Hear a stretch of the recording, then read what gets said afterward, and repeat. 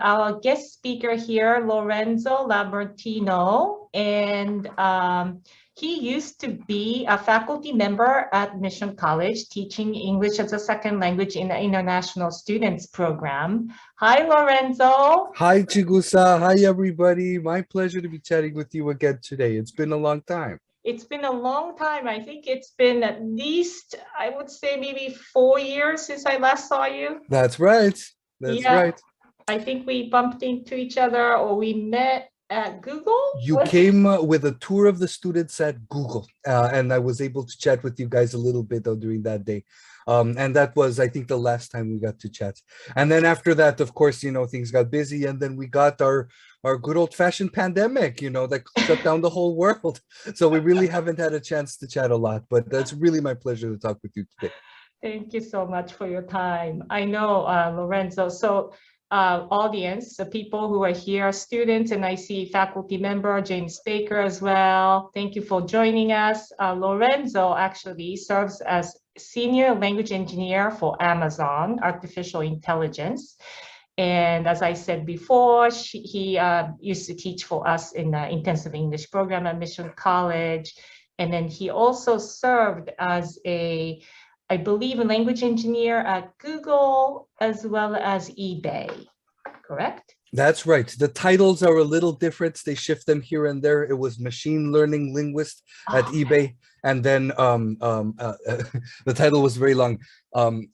Analytic linguistic program manager for Google. But basically, we're all linguists that are working on computational applications. In my case, it was artificial intelligence training for translation type systems. Okay, wonderful. Very mouthful title. Yeah. Big mouthful title. But no problem because you're a linguist and you speak many languages. Oh, we can string a whole bunch of words together and we as linguists are going to be able to handle it. That's right. That's right.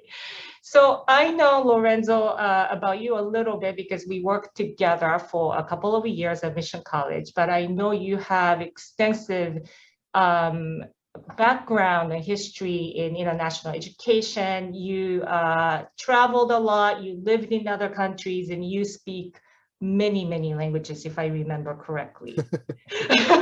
Just a few, Chigusa, just a few. Just a few. Okay.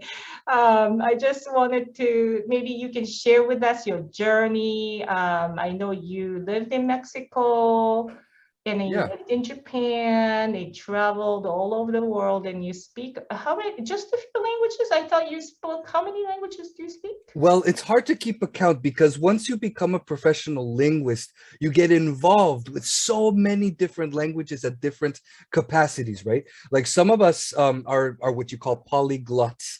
I don't know if this is a new word for some of our students here. Polyglot is basically meaning a person that speaks many languages, poly languages, right? So there's all sorts of different ways to measure fluency.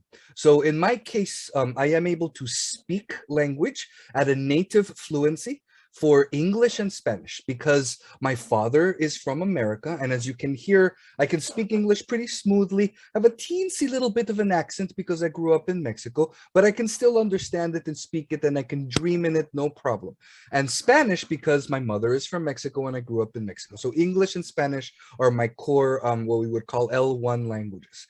And then I spent a lot of time studying Japanese, French, and just like to really become fluent in it. So these are my L2 languages. I am able to speak fluently in these languages without a problem. There's some things I can't pick up and some things I might not understand, but for the most part, I can get there.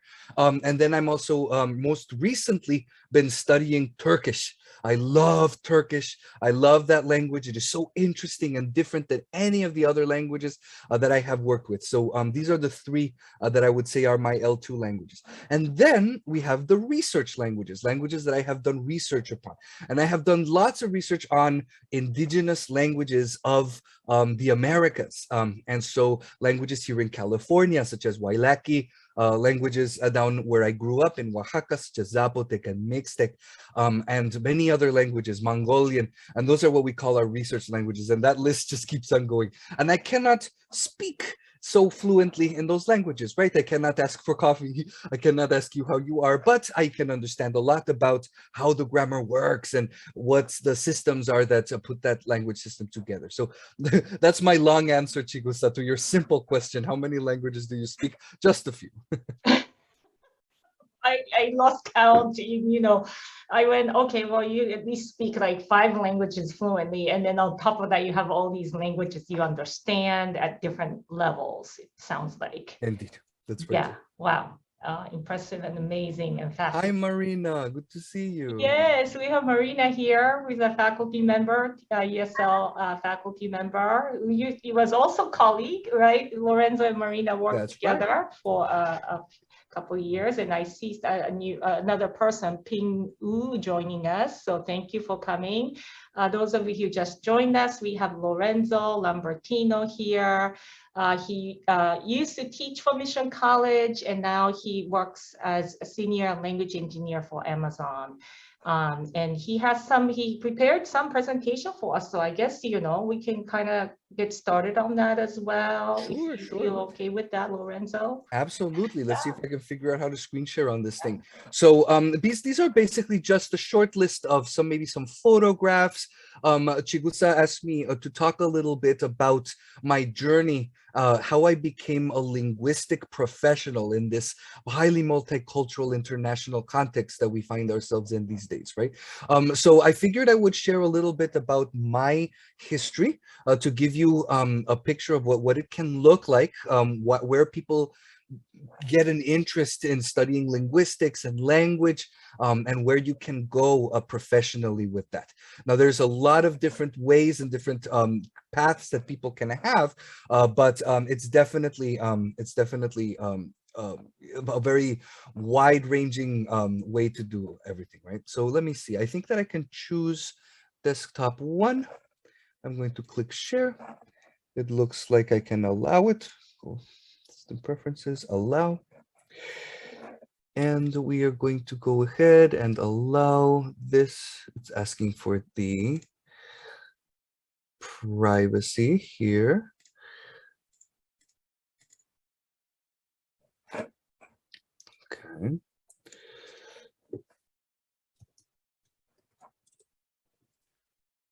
And we're going to allow Zoom. Okay, here we go.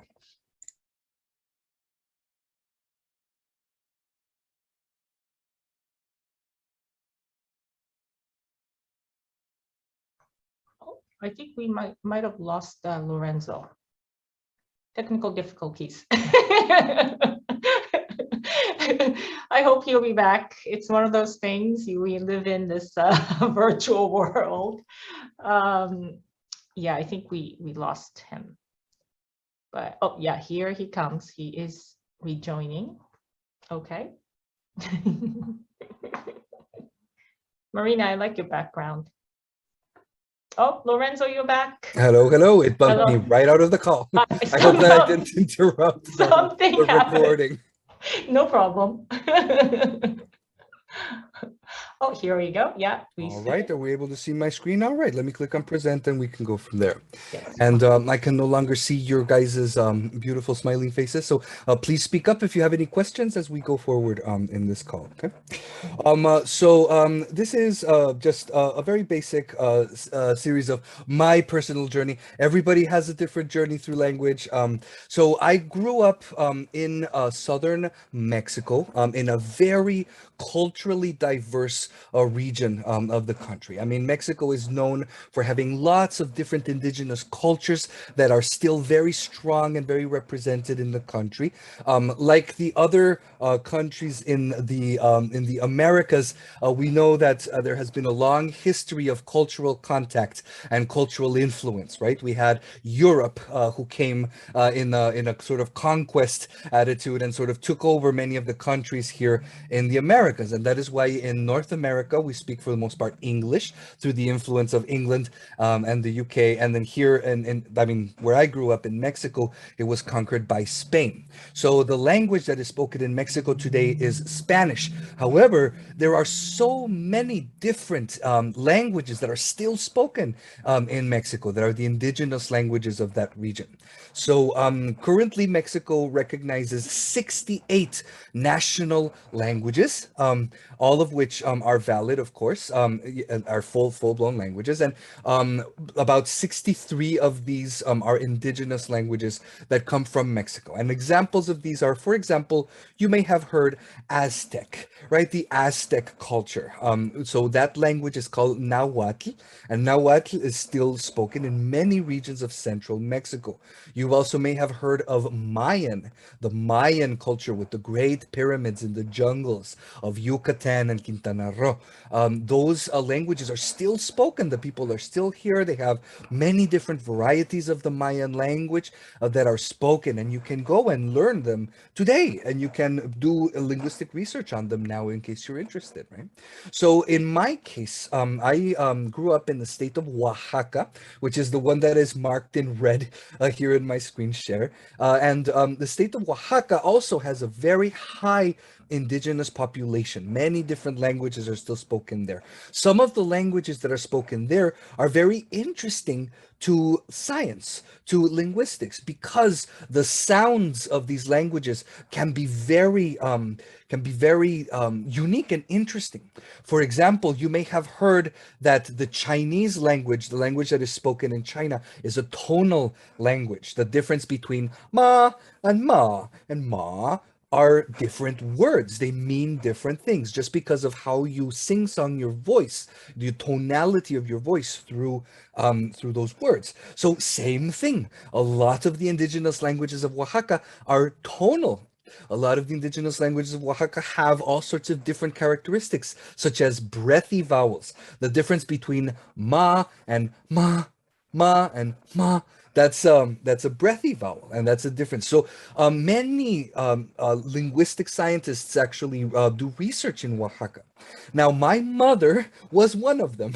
My mother is a Lebanese woman who grew up as an immigrant in northern Mexico, and she grew up in Durango, but she ended up in Oaxaca doing research. She was studying the Zapotec language, and that's how I ended up growing up in Oaxaca. I myself am not indigenous Zapotec. I am Lebanese and mixed in with a few other things, Italian through my father.